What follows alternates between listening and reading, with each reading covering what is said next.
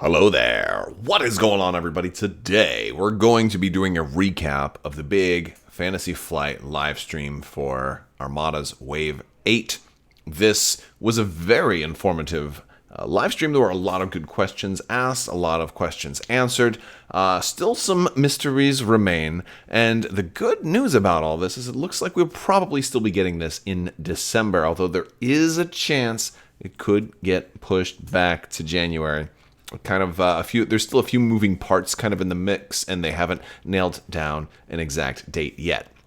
So, with that being said, let me also remind you guys, you still have a little bit of time left to enter for the most recent giveaway, which is a $25 Amazon gift card. All you have to do is be a subscriber and leave a comment on this or one of my videos letting me know what is your favorite ship of the two out of Wave 8. It's as simple as that. I will announce that winner Thursday, so make sure you click that bell for alerts so you don't want to miss when new videos come out. Also, if you're interested in more giveaways, there is one that I just actually started over on Patreon right now for a Gen Con MC30. I will be doing a lot more promo giveaways here very, very soon. In December, I'm actually starting a very, very big giveaway option, and that will also be for all subscribers, so make sure you stay tuned. I'll be giving more details on that in the coming weeks as we get closer and closer to the December holidays. It's going to be, you won't want to miss it. It's going to be lots. It's going to be giveaways like I've never done before. So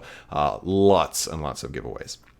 And that's all the hints on that I'm going to give out. But it's going to be a very happy holiday season for you guys, because hopefully you guys will enjoy all the giveaways I've got planning. So, with that being said, let's go ahead and start talking about some of the things that we learned from this particular live stream. So, the first thing I want to talk about is the Onager, because we had already gotten a Starhawk article like 3 hours before this live stream happened, or maybe 4 hours before, not very long. So, we kind of got all of the Starhawk stuff spoiled already for us. So, that's kind of interesting.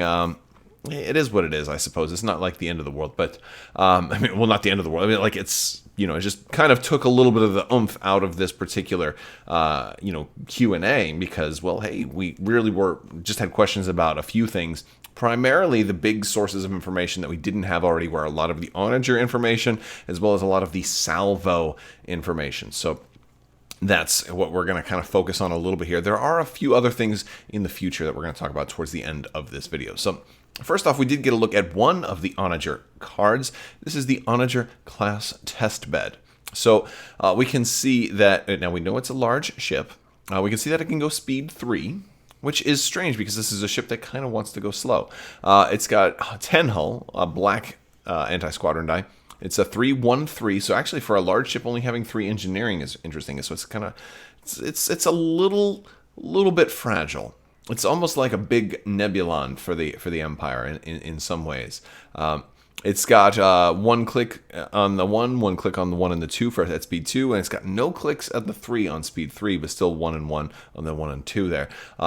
We've got an officer slot, which you would expect. We've got 2 weapons teams, which is very, very fun. I'm very much enjoying that. We've got the support team, which means that this thing could, in theory, go up to speed 4-ish if it wants to take engine techs, which I'm not sure if I really want to do that. I could see maybe doing that for some turning capability, maybe. And of course, it's got the new super weapon upgrade, which is one of the new things that Wave 8 is introducing, which is kind of cool. I see one of the themes for this wave is super weapons, but there are some other themes as well. Now, this one's coming in at only 96 points, and most of those points are going to be really focused in that special arc. So the big thing about this Onager is the ability to use that super weapon for its ignition attack, which is going to be a special attack that's using that more narrow front arc that we've all seen, which is a part of the front arc. It's part of that front arc. Now, normally, the front arc on this particular version is just a red, 2 blue, and a black. But if we can get that ignition attack going on, if they're kind of, it's almost like a bullseye arc. in X-Wing. We can get, 4 red and 3 black, so a much better attack. Still got 2 red and a blue on the sides. So the sides are okay, and the rear arc is just a red and a blue. And the rear arc is going to be important for a lot of these ships, which we will talk about a little bit later, because Salvo is only going to be using that printed rear arc. But we're going to talk about Salvo a little bit more. I want to talk more about the Onager and the things we learned about the Onager first. Now, they kept saying Onager. I want to say Onager until I hear it in an audio drama or something like that. I'm going to continue to say Onager because that sounds a little bit more right to me. And also, like Brooks says, Arquitans, when I'm like, no, sorry, Brooks, I love you and I love the work you do. I think you're a fantastic human being, and absolutely nothing but love for you. But I think you're straight up wrong about saying Arquitans, because come on, it's Arquitans, right? Right? I don't know. I mean, who knows, right? I can't recall any particular audiobook that spells out Arquitans, but I'm almost certain it's universally called Arquitans, not Arquitans. So based on that, I think you're wrong about Onager, and I think it's not Onager. I think it's Onager. Anyway, I'm spending way too much time talking about pronunciation. You guys don't care about that. We've got a brace. We've got a redirect. We've got 1 salvo that comes with it. So, what do we want to do for super weapons? Well, now they did kind of imply that there is more than one super weapon option for the Onager. That there is like more of a long range, and then one that's not necessarily long range. So basically, this is a modification, so that's actually kind of important, because if you look now, you don't have. I mean, I guess it's fine for this one for it to be a modification, because what else were you going to put on there? You don't even have any other options. The fact that it's a modification makes me think the other version of this card is probably going to have like a turbo laser slot or something like that, or some other slot that has modifications available, because there would be no need for it to say modification unless you were going to maybe get some type of weapons team or support team at some point that also had the modification keyword. I guess it's just good future proofing. But yes, it is a modification. It has ignition at long range, and that basically boils down to how you're going to place the ignition token. You're going to have an ignition token you're going to place at the end of your activation, and we got a good picture of that. That's a double-sided token. But it also has, when you do an ignition attack specifically, and you get a red crit, you have this splash damage effect here. Now, it's only 5 points for the super weapon, which is actually, honestly, the point value is an incredible value here. But each other ship at distance 1 of the defender suffers 2 damage, and each squadron at distance 1 of the defender suffers 1 damage. Now, granted, for a ship that's 2 damage, you're going to be able to put it wherever you want. I don't even think this splash damage effect really came into effect during this game. But yeah, it's good. It's a good ability. It's going to force people to spread out a little bit. You don't want them all clustered together, because you can do that's pretty nice. I mean, granted, distance 1 is pretty close, but there is going to be situations where you're going to get some splash damage. Squadrons is probably the more likely thing. I'm loving the squadron hate, the anti-squadron malevolence. It just kind of fills me with glee. So, but yeah, so this is that, and I think the ignition long is what separates this one from whatever that other super weapon may be, or maybe has multiple other. There might be one for all 3 ranges, but yeah, this is the long range version. Is basically what they said. And so at the end of your activation, you're going to place this ignition token up to, or at long range. You have to place it at long range. You couldn't put it in medium range. So it's going to be that long range shot. And when you're firing, you're going to measure range from that token. And that's how you can, it's almost like being able to fire up to distance 10. Because you can measure range from that token. You're going to gather battery armament based on the range from that token. Now, the distance of your attack is still going to be beyond long range. It's going to be called extreme range. That's what anything beyond long range now is going to be called extreme range. And based on, I was trying to get more detailed feedback, but I was able to ask, well, are evades going to still work? Basically, in one of the examples, they show the Starhawk get up to range 1 of that token. So he was able to roll black dice on that long range attack, on that extreme range attack. And I was like, well, would evades work? Is that going to be treated as a close range attack? And no, he said evades would still work, which makes me, I don't know exactly how they're going to do the wording for extreme range attacks, but it sounds to me like evades will also cancel a die at extreme range. That's my guess. There may be some extra wording to it. It may be that evades have an even better effect at extreme range. But I think the simplest answer is to make evades still work the same way at extreme range that they would work normally at what long range is.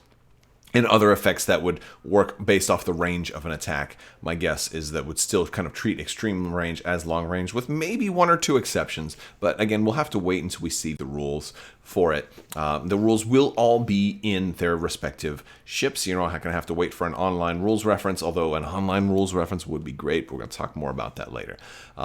So that's how that's going to work. Now, this salvo attack has a couple of special rules that go along with it. It is part of your front attack. It is in that frontal arc, so it's going to take the form of your front attack. Now, if you have gunnery teams, you can still do another front attack. It could be, but it would have to be a normal front attack. The ignition attack is got some special limitations to it. Like you wouldn't be able to attack the same ship, even though it's kind of like a different. You wouldn't be able to do it.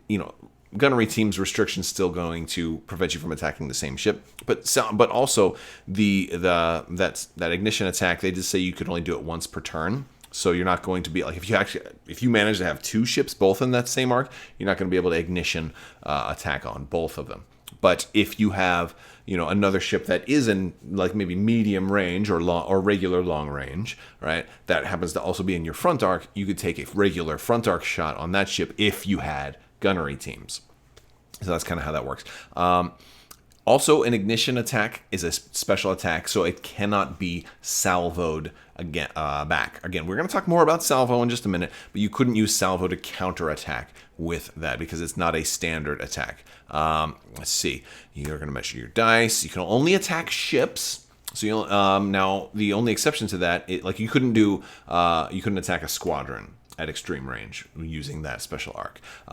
Now the only exception is other things that you would attack as if they were ships, and so that means like things like the station. You would be able to because you're going to treat the station as if it were a ship on those objectives that want you to attack stations. So in that case, you would be able to. One thing I didn't get perfect clarification on is on things like fire lanes. I'm curious how fire lanes is going to interact with something like that, and that's going to be an interesting one. So we'll have to see how that's going to work out. And let me know what you think down in the comments below. Do you think fire lanes would work on that? Let's see, what else do we have here? Oh, well, we also have a new title that they were able to show us. The Rake Hell. Raking Hell. 4-point title. It's got the nav command. While executing a 0-speed maneuver, you can resolve clicks of yaw at the speed 0 joint and are treated as having a yaw value of 1 for that maneuver.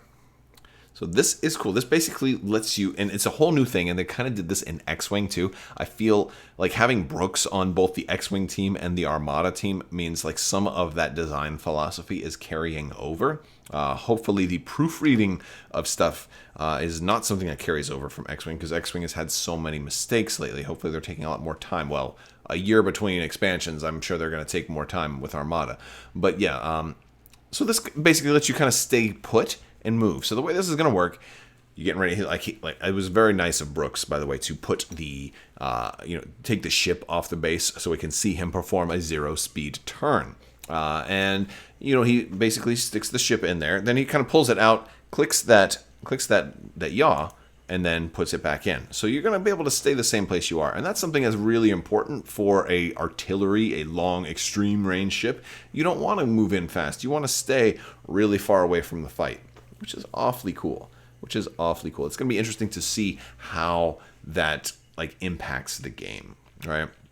And I have done some, by the way, and this is also a really good shot of the base. You can see where those yellow dots are and how that's going to make it so much harder to attack the sides of this ship, because you're really going to be able to have to come in from the side to be able to hit that dot. You can see the side dots from where they are for tracing line of sight. That's really cool. It's a great view of where the dots are I love that. I love that. And I've already done, analysis of the Starhawk and the Onager, as far as like, where the dots are and how you're going to be able to look at those ships. I love that the design changes with these ships. They're really going to have a lot of fun impacts on the game. So super excited about that. Important note with this particular title, other things that are going to add to your yaw can also affect this particular maneuver as well. So if you've got a nav token, or sorry, if you've got a nav command dial, you can get the extra yaw there. Or if you've got, fleet command that's giving you yaw, you can do that. Things like that will also allow so you could in theory do a two turn at speed 0. So that's kind of cool. Now, we didn't get I don't think we really got a new look at anything really Starhawk related, except for the Salvo tokens. I was able to ask, hey, the Starhawk comes with a lot of Salvo tokens, but only has one on its dial. I mean, I get you can get one extra with Kirsta Agate, but we got so many extra. How are other ships going to get these Salvo tokens? And we see we can get 5 of them in here. So the good news is we're going, and Salvo is counterattacking. We're going to talk about the specifics. But the cool thing is there's a mystery card that's going to come in each of these packs. You're going to get 2 of them. And it's going to basically give you the Salvo token. It's not a faction specific card, so you're something that basically you'll just be able to upgrade your ships. And so that's cool. They didn't tell us what upgrade slot it uses or anything like that. I'm guessing it's going to be a defensive retrofit. I mean, it might not be.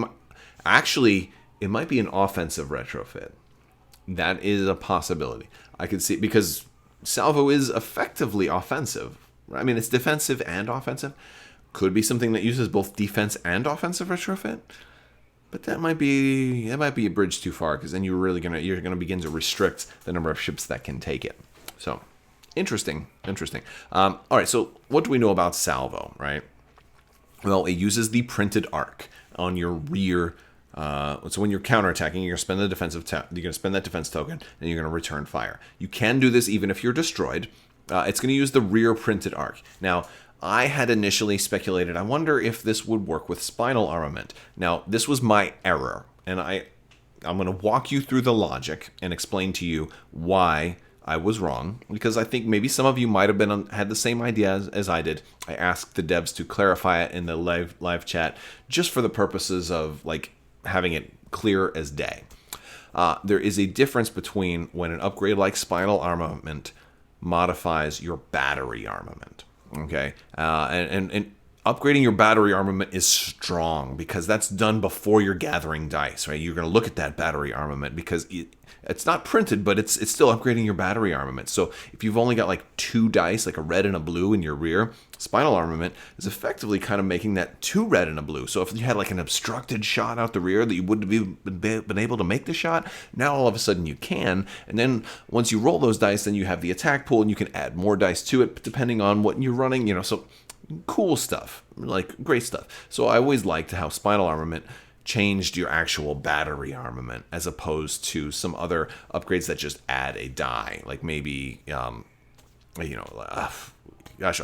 our quad batteries, for example, adding a blue die, right? You have to be able to make the shot first. Well, upgrades like Enhanced Armament and Spinal Armament that are upgrading your battery armament give you a much better chance to even make the shot in the first place, because they're adding to that armament.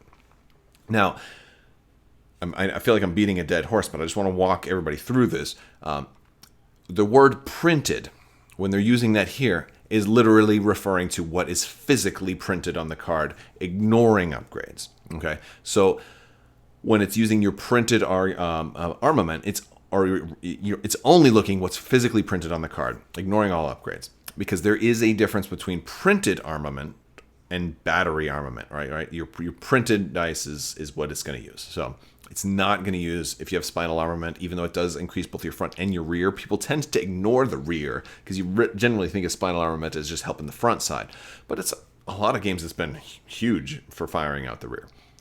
Point is, by I think by choosing to say rear arc only, the printed rear arc, it's limiting just how strong that ship can be, because there's very few ships that have more than 2 dice in their rear arc. And I think the Super Star Destroyer is the only one that has versions with 4 dice. So, it's making it an attack, but not a super killer attack.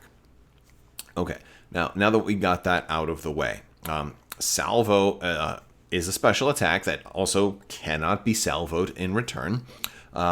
You cannot add dice to this. So whatever you're going to gather to roll those dice, you're not adding anything else to that. After you roll the dice, whatever, you cannot add dice. So that's also important to know. You can, however, modify those dice. If you've got effects that are going to let you reroll or change a die to a particular face, absolutely go for it. It's still an attack. It still uses normal range. So you're still going to measure. If it's a salvo or counter attack basically at long range, well, hey, you're still only going to be able to add your red dice. You're not going to be able to add those black dice. If you have a red and a black in your rear, well, they'd have to be at close range for you to be able to salvo back with your black. Now, you also have to follow obstruction rules and arc rules. You have to also be able to hit the arc that you're going to do line of sight, all of that stuff. Everything just like a normal attack, but you're not adding any dice. The other thing that makes it slightly different than a normal attack is you cannot resolve special crits. The only crit that can be resolved is the standard crit, which is, if the first face-up card would be, or the first damage would be face-up. So if you happen to get crits, probably not going to get too many of them through. Or you're not going to be able to trigger any of that fancy stuff. Now, I think that's a fair assessment. Now, the only exception to that rule is cards that specifically say, like Kirsta Agate's officer card has a special crit that you can do that specifically points out that you can do this during a salvo attack. So that is going to be the exception. But the general rule for salvos, you can only do default crits. So that's interesting. That's actually a +1 for Dodonna, if I'm not mistaken. It makes Dodonna even better, and I'm fine with that. I still love Dodonna. And so that is pretty interesting. And so and again, the only way the non-Wave 8 ships are going to be able to gain salvo is by this new mystery card, or with Kirsta Agate as your commander, because she's going to give you a salvo token, or a token of your choice, which could be salvo. But considering that salvo isn't crazy overpowered, maybe you do want to go with something a little bit different. So that's kind of how that looks. So that's pretty cool. Awesome looking ships. It was really nice to see them on the table, especially lined up with all the other ships. There was a few other things that were talked about during this article, but during this stream. Some people were talking about Clone Wars. They're still working on it. They didn't really have anything to say about Clone Wars other than it's still in the works, and we're excited about it. So all the token, kind of factory stuff, and I get it. They're still pretty far away from it. They didn't even give us a timeline outside of the one that we've kind of already been given by Andrew Navarro, which is late 2020. So probably December 2020. But more realistically, I'm going to shoot for January or February of 2021 because, hey, things happen, right? That's just normal stuff. So I won't be terribly disappointed if we have maybe a 2-month delay, because I'm kind of already expecting that. Now, my hope is that FFG has already anticipated a 2-month delay, and that if nothing goes wrong, they may say, oh, well, we can have it in September. We might have early release at Gen Con. That's really wishful thinking, though, and I'm not going to really spread that rumor because I don't want to get people's hopes up. Right now, I'm thinking best case and on time December 2020 type of release, which is fine. I'm not sure, how Christmas and holiday sales and stuff will be impacted by that, but it's definitely on my Christmas list for 2020. So other things. People were asking about, hey, what about Galactic Civil War stuff? Are we still going to get more Rebel and Imperial support? I think I actually asked Andrew Navarro this before, and I was assured that there would be more stuff for the Galactic Civil War, but they kind of went into a little bit of detail in here, and it's that they're not super certain about new ships. It sounds like there's no new ships for the Rebels of the Empires in the works right now. Doesn't mean that they won't do them. It certainly sounded like they were willing to do more Rebel and Imperial ships. They didn't sound like they were planned right now. But what they were adamant on is you have not seen the last as far as new content for the Rebels in the Empire, which kind of really hinted towards more campaign type boxes like Rebellion in the Rim and Corellian Conflict. So my guess is we're definitely going to get more cardboard expansions, which I think is a very good thing. I think we've got enough ships right now that we can, there are a few more that I do still want to see. Like I really want to see the Dornian gunship. And I really would like to see like a carry-on Spike. I would like to see another medium ship for the Rebellion, for example. And there's other versions of the Imperial Star Destroyer I wouldn't mind seeing, like a Tector. Things that are still canon. They can fit. But I think they're reluctant to kind of rush those out, because the quicker you get those out, the quicker you run yourself out of canon ships. Which, again, I also have no problem if they want to pull some stuff from Legends in there. There are plenty of Legends, Galactic Civil War era ships that they could also do. There's no problem at all with adding those sort of things. It's fine. But I think their design space is probably more focused on Clone Wars stuff right now. And hey, that's fine. Also, once we have 4 factions, think of how cardboard expansions are going to be, because they're now going to have stuff that can work for 4 factions too. So that's pretty cool. So other things that were talked about was rules. One of the big things with Armada right now, and this is really interesting, like if you have to look up some kind of rule about maybe something that came with the ship, like, let's look at the interdictor or something like that. Like the rules reference is pretty old. I think the last update to the rules reference was when they nerfed, Riken, and they nerfed flotillas and stuff like that. And so, what was that, 2017? We haven't had a rules. It's getting ready to be 2020, and are we really going to go like 3 years without a rules reference update? So that's pretty interesting. Now there have been plenty of rules. Every wave comes out with new rules printed in the little booklet, but boy, doesn't that get a little bit tedious. Like you have to save all your little rules pamphlets, and I play a lot of games and I have lots of rules pamphlets and like papers all over the place. And since like other games, you don't have to do that. It's all available online. Like Legion, for example, is all over this. It's like I don't even bother saving anything because I can always go online to the online rules reference guide and just look up keywords and things like that. So the problem is, I hear, especially with these 2 ships, there's so many new rules with all of this stuff. You have to save all these special rules inserts. If you were looking for the huge ship rules for the Super Star Destroyer, if you don't have that pamphlet that came with it, you're out of luck. So they're looking at trying to get all of these rules online. I think it has something to do with, they're basically with licensing. When they negotiate deals for these games, basically, from my understanding, is that like with Legion specifically, they were able to get a living rules reference guide that they can update on the fly. So anytime there's new rules, they can just throw them right in there. But Armada apparently has a different, maybe an older deal. It's an older game, so it makes sense that, maybe they didn't have the best, agreement in place when they had made Armada.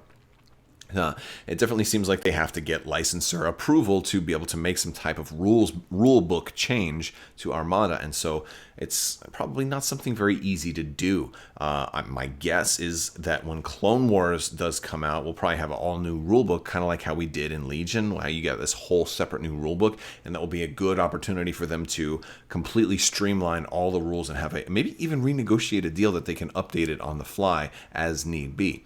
That would be huge as far as I'm concerned, because I love being able to look up rules. But as it stands right now, I have to go to the forums or the Armada Discord and talk to some really, really smart people, and hopefully they are online when I need an answer to a ruling. Because, I play this game a lot, but I still run into things that I don't know the answers to. It's part of being human, I think. The need to consult superhumans who have all of the rules. Yeah, you guys know who you are. So talked to a couple of them just last night, as a matter of fact. So so they're looking at kind of streamlining the rules and fixing that problem.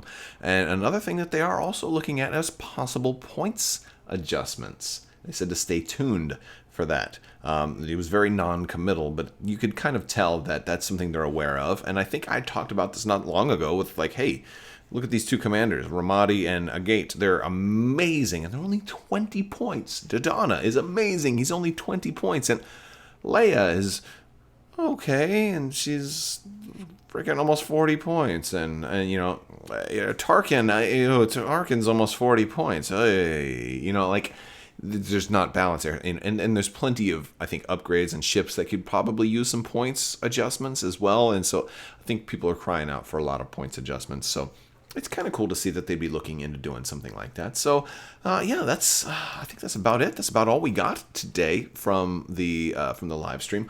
Hopefully you found this information helpful. I kind of talked a little bit longer than I needed to because, hey, it's Armada. It's my favorite game. I could talk all day about this game. And so all right, guys, well, if you like this video, go ahead and give it a thumbs up. Let me know what you think down in the comments below. If you're interested in supporting this channel, because hey, next year YouTube is making a lot of changes, I don't know what's going to happen in the future. If you are interested in supporting this channel and helping make sure that it can stick around, maybe check out the links for Patreon or some merch. I've got merch down there too. It doesn't really help me out that much, but it's a little bit. Every little bit helps, and I appreciate your support.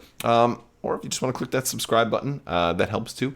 And tell your friends, watch some older videos. Maybe you get some information. I put out so much, it's and I've also updated my Discord with a lot of old battle reports and informational videos for X-Wing, Armada, and Legion. Been starting to cover Marvel Crisis Protocol now, so I'm trying to really do a lot more board games, more Kickstarters, branching out a little bit, but trying not to get too far from some of my favorite games, which are all Star Wars games. All right, guys, well, that's all I've got for you today. I want to thank you all so much for watching. Definitely want to thank my patrons because you guys are amazing. So thank you so much to the patrons. Thank you to all the subscribers and everybody watching. And as always, have a great day.